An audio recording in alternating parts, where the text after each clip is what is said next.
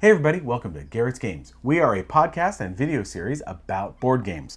And as you can see, we've got a big old board game here in front of us because this is about Everdale Silverfrost. Yes, for 1 to 4 players, plays in about 60 minutes. It is in the Everdale line. There are some changes between the original Everdale and all of the different Everdales that have come out since. And as you can see, there's a big old mountain in this one. So we've got snow to deal with, right?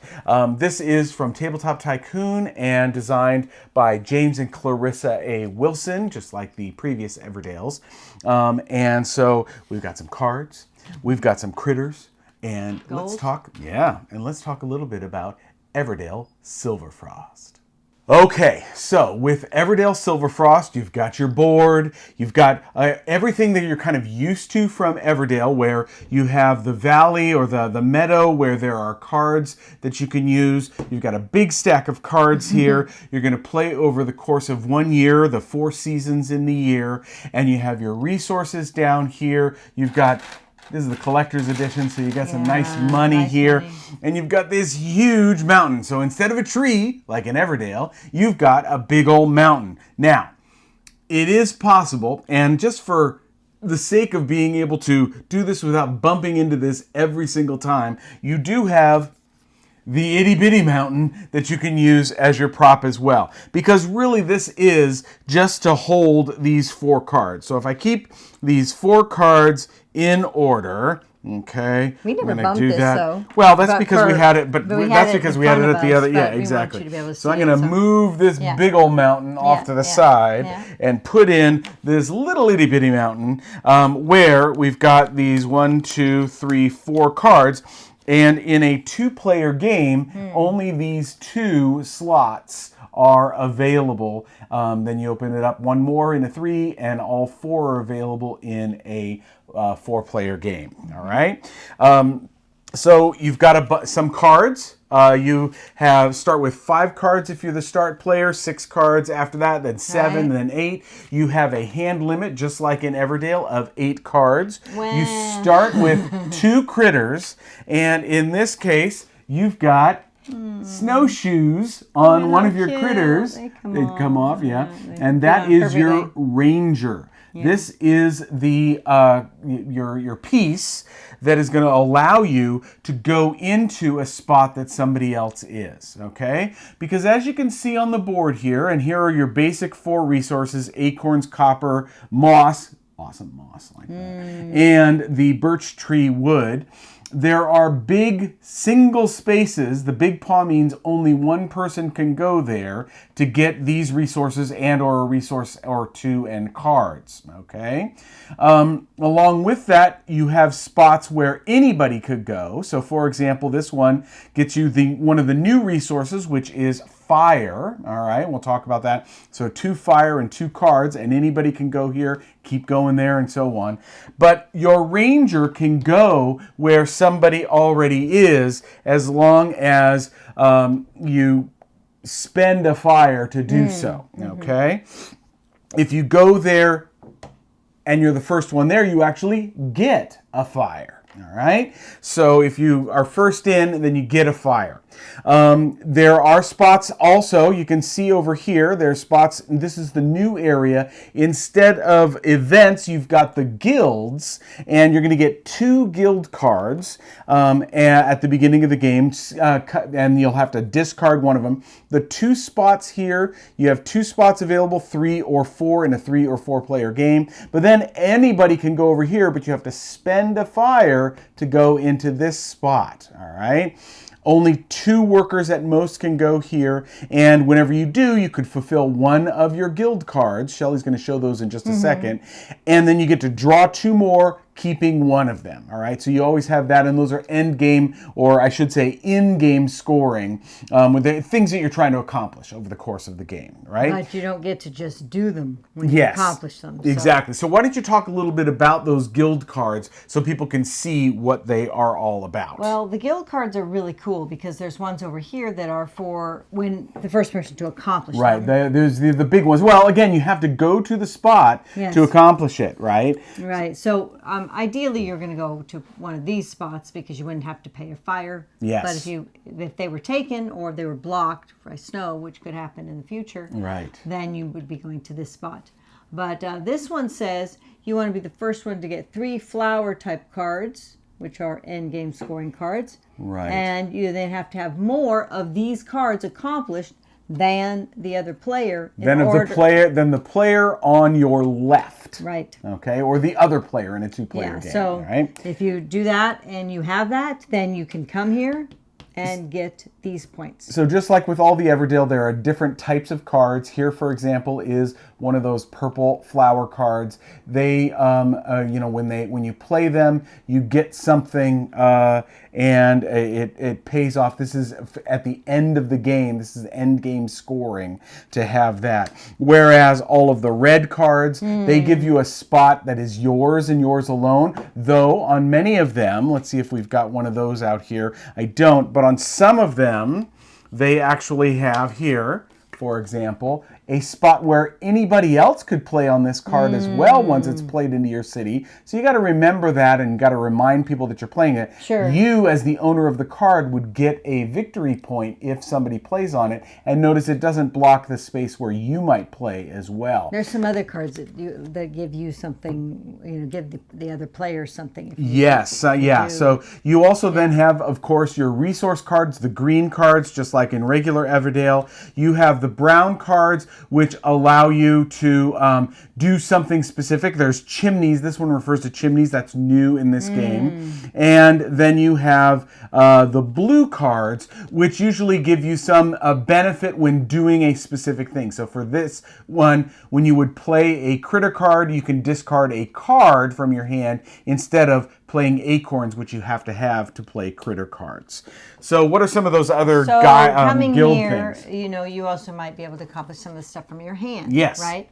So if I had, for my example, if I had 4 green cards, I could just go there and and then I could get those points for the end. And she's going to get 6 points, boom, at the end of the game. Exactly. Some of them are resource oriented. So most of them are. Right. So this one's resource oriented too. As soon as I have in my possession 3 copper, if I were to go to the guild, I could say I get this. Now I don't, of course, have to keep 3 copper for the rest of the game. It's just when you're going to achieve it. Sure. Same thing. Now this one is a comparison one. So this one is having at least 1 green and red card, and you have to have the same or more than the person to your left. It's always the person to your left if you're playing with multiple players. So and some of them are like this too, where you have to have 7 fire. Or right. Like so we would have to decide at the beginning of the game which one of these we're going to keep, and then we also have our cards. So there's 2 things, of course, that you can do on your turn. You can either play one of your critters,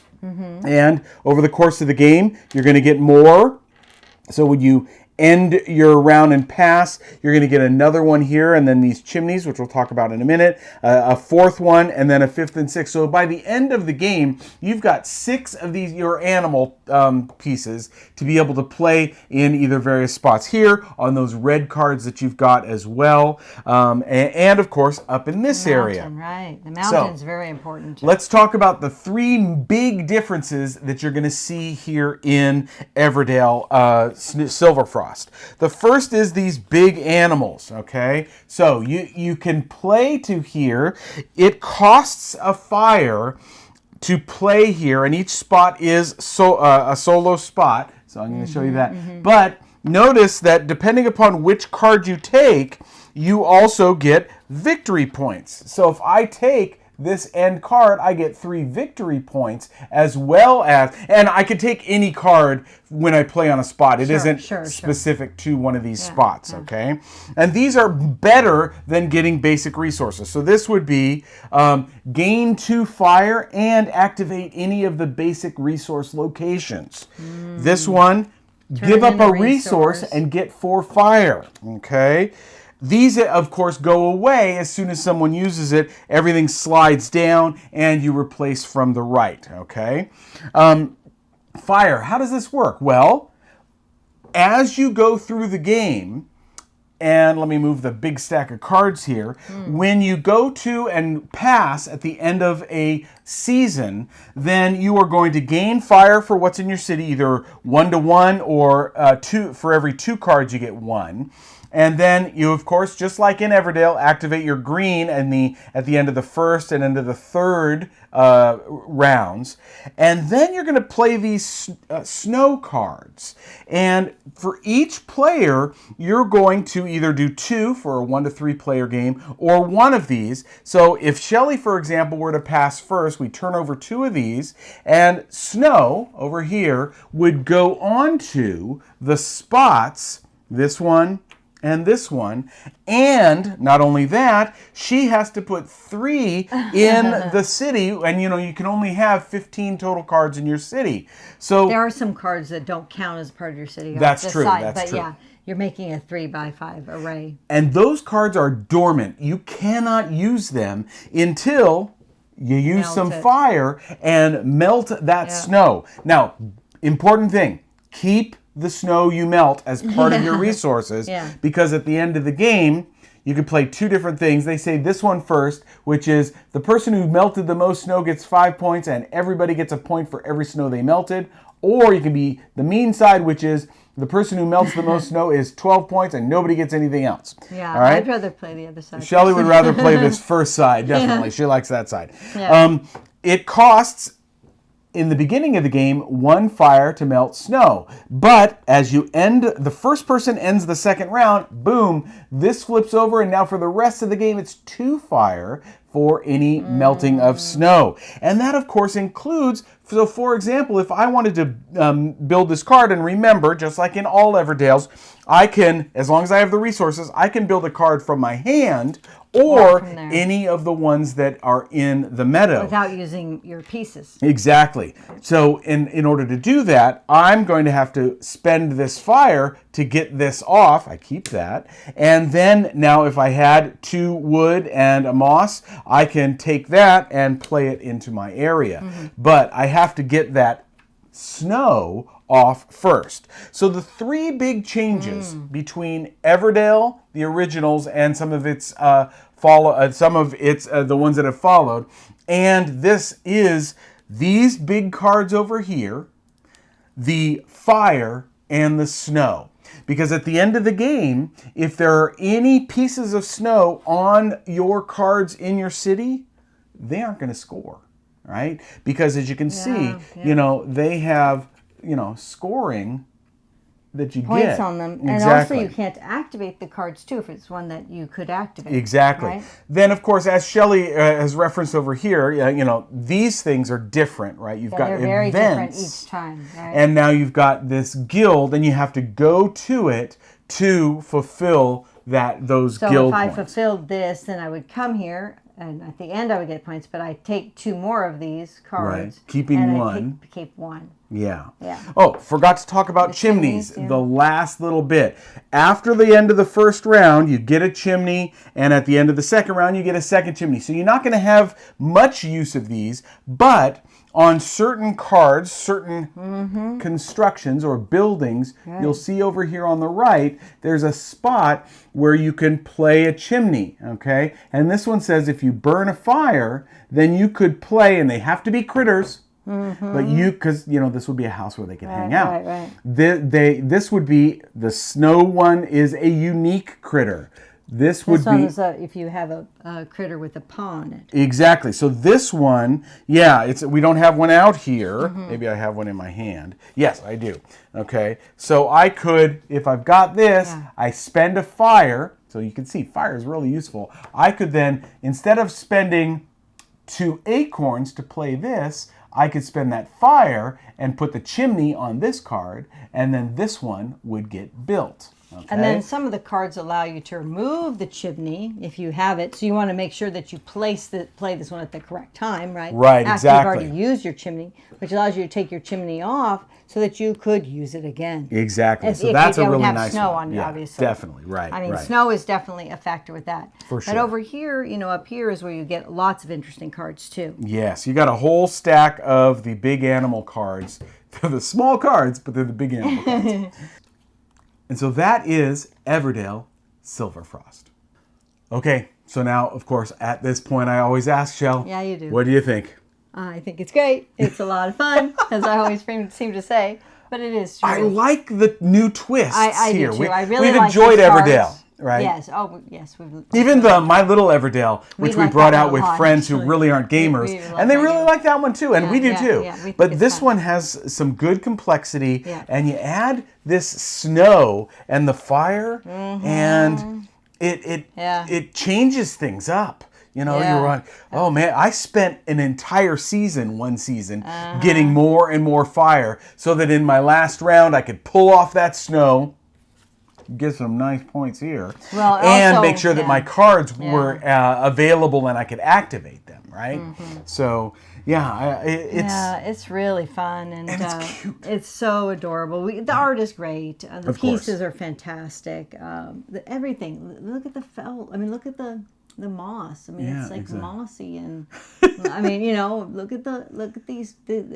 Everything's lovely on it. It's lovely, exactly. It's really fun. It's hard though.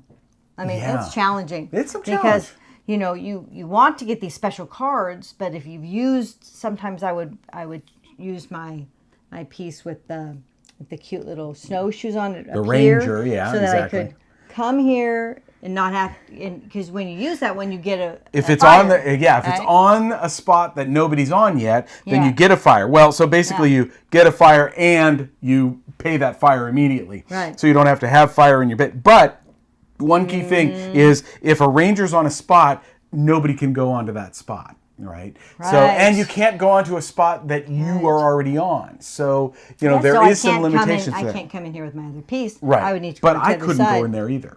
Right. Because it's a ranger. So sometimes you might get so blocked, you're blocked in that way. Yeah, exactly.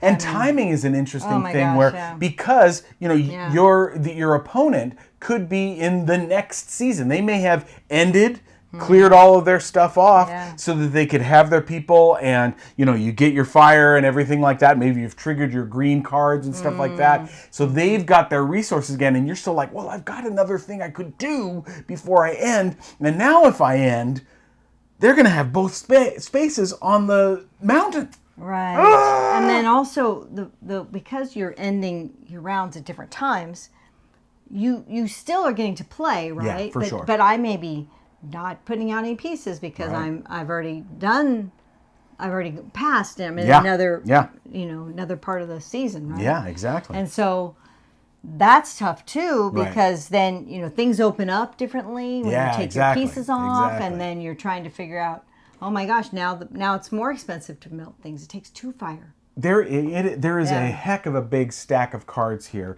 and it's one of those games where the cards that you find yourself having you have to make the best of it, if you will. And sometimes it can be really painful because the cards that you wound up with are expensive, or, you know, they're not working for you, or, you know, it's like, oh no, hey, I can get this green card out, and I'm able to then use that and make sure that it triggers at the end of that first round, because, you know, that's kind of the thing. You want to make sure that you get a green card or 2 out, so then you can have that trigger and you get it double, because you get it when you play it, and you get it when you in the seasons at the end of the first and third round. So I mean, Everdale, but also the discard part. Yeah, that which is in every you have to go stand. Every Everdale. Yeah, every Everdale. But you have to go over there to get rid of cards that can give you resources, which is good. Yeah. Because sometimes the resource sections are blocked. True. And you might not have enough snow to melt it. Yeah. You might have to go to the special area at the top, which could give you those resources. Yeah. There's other ways you can get them. Yeah. But you may need to discard down to try to draw up to better cards, right? To get better cards and so on, to get ones that might help and you then more. I should say there is one spot over here on the right side of the board that you can only use in the very last round, and that's where you can discard fire and a certain number of cards to just get points, all right? But you can't do that until the very last round. And the first 3 spots, only 1 space, okay? So it can be pretty big there. Right, so the one where many people can stand, you don't get very many points for. Exactly, you only get 2 points. Right, but also some of these are going to get stuck in the meadow too with snow. Some are going to have snow. So, and there's also cards that allow you to activate things in the meadow if there's certain types of, it's just really cool cards. It's really cool, It's really good. So again, this is Everdale Silverfrost. We had the collector's edition. It's really nice. Really nice. For 1 to 4 players, plays in about 60 minutes. And it says on the box, I think 14 up, but that's just for... Probably because of all the bits. It's basically a 10 or 12 up on this one. This one is, I think a little bit more, definitely more sophisticated than the My Little Everdale. Sure. And I think it has some really nice twists in it. Mm-hmm. You don't have to play with the ginormous mountain. Why wouldn't you? But it's pretty cool if you got the space for it. Yeah, you do. All right, that'll do it for this week. I hope you guys are having a great week and your September is rolling along nicely. Remember, you can support this podcast video series and our long-running podcast, which has over 1,000 episodes now, by going to patreon.com/GarrettsGames. And of course, down in the show notes, check out the link that gives you a extensive list of games that no longer fit on our shelves, but belong on your table. We'd love to send some along to you. That'll do it for this week. Have a great one. Take care of yourselves. We'll see you later. Bye.